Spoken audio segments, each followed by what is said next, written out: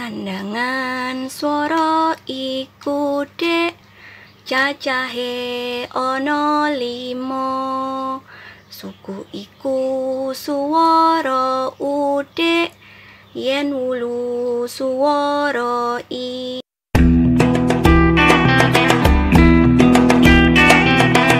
Jamendo.com.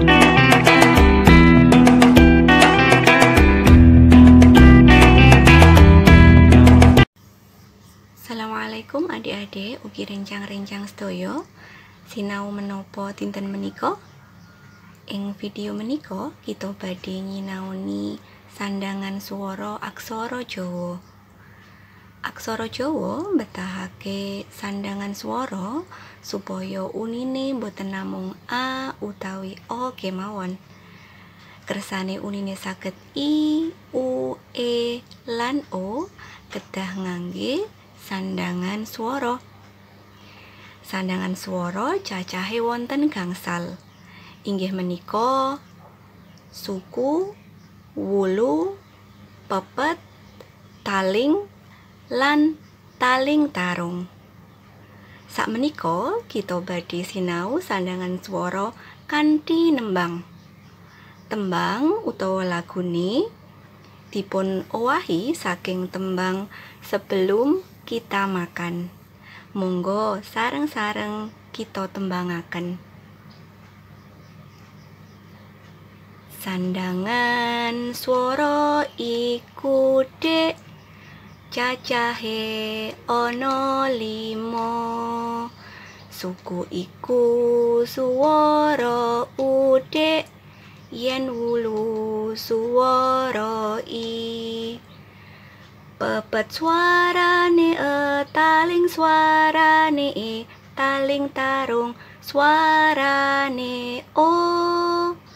Suku uni gantung, wulu mlungker cilik, yen pepet mlungker gedhe. Taling sing kaya em manggone ning ngarep, taling tarung ngarep mburi. Tuku lele siji, suku taling wulu pecel loro, pepet taling tarung. Pripun? Gampil nggih nembangaken tembang kala wau? Nah, sakmenika kita sampun mangertos sandangan swara aksara Jawa ingkang cacahe wonten gangsal. Suku kangge swara u. Bentuke kados huruf u gantung. Lajeng wulu kangge swara i, bentuke mlungker cilik. Dene pepet kangge swara e, bentuke mlungker gedhe. Lajeng taling kangge swara e, bentuke taling menika kados huruf M, manggenipun wonten ngajengipun aksara. Lajeng wonten taling tarung kangge swara o. Taling tarung menika manggenipun wonten ngajeng kaliyan wingking aksara. Tuladhanipun wonten ing tembung tuku, kita kedah ngginakake suku. Lajeng wonten tembung lele, kita kedah ngginakake taling. Lajeng wonten tembung siji, kita ngginakake wulu, manggenipun wonten saknginggile aksara. Lajeng tembung pecel e, kita ngginakake pepet, manggenipun sami kaliyan wulu wonten saknginggile aksara. Menawi wulu mlungker alit, mlungker cilik, dene pepet mlungkere ageng, mlungkere gedhe. Wonten ing tembung loro, wonten vokal O, kita kedah ginakake taling kalian tarung. Taling manggen wonten sak ngajenge aksara, dene tarung manggene wonten sawingkingipun aksara.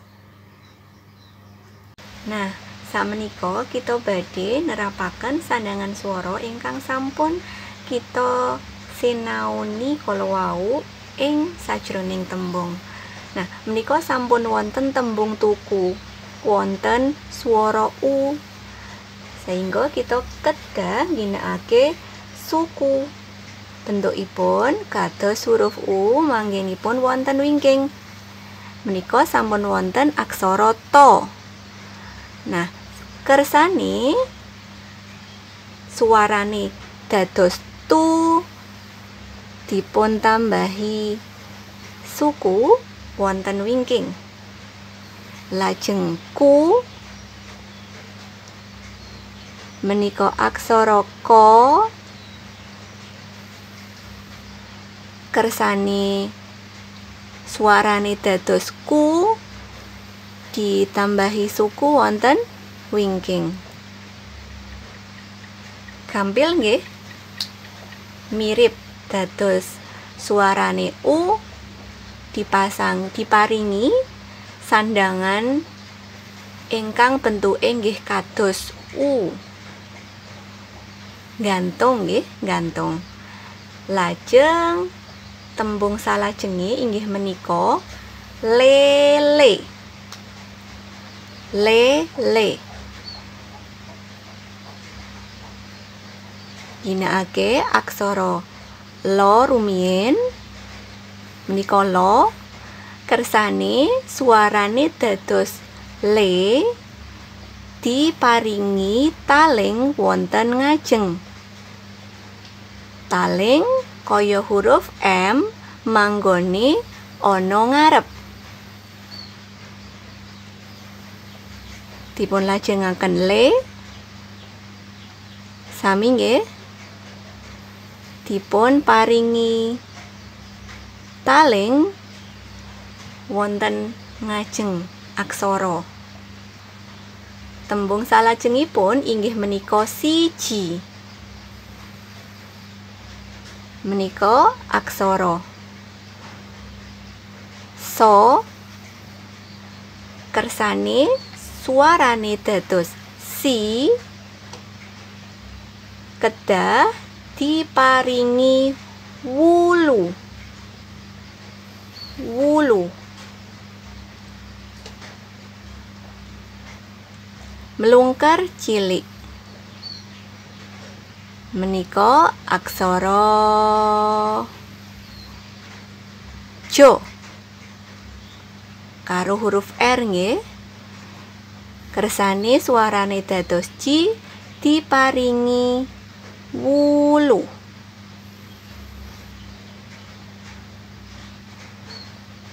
Lajeng tembung pecel. Ditulis rumiyin aksara po, kersane suarane dados pe, dipun tambahi pepet, melungker gedhe. Lajeng menika aksara co duwe cucuk, kersane suarane dados ce, ugi ditambahi pepet. Lajeng pripun? Kersane wonten huruf L piyambak kados mekaten. Dipun tulis rumiyin aksara lo, lajeng dipun pangku. Nah, menawi pangkon menika mboten mlebet ing materi sandhangan swara menika nggih, wonten materi piyambak ingkang bahas pangkon, sandhangan pangkon menika. Lajeng tembung ingkang pungkasan inggih menika loro. Ditulis rumiyin aksara lo kersane suarane dados lo diparingi taling wonten ngajeng kalian tarung wonten wingking. Lo ingkang awite la dados lo amargi sampun diparingi taling kalian tarung. Lajeng ro menika aksara ro kersane suarane dados ro sami kalian saderenge diparingi taling tarung dados loro. Adik-adik ugi rencang-rencang sedaya pripun gambel tonggih sinau sandangan swara menika. Mugi-mugi video menika saged migunani, saged paring manfaat kagem sedaya. Matur nuwun sampun mirsani video menika. Assalamualaikum.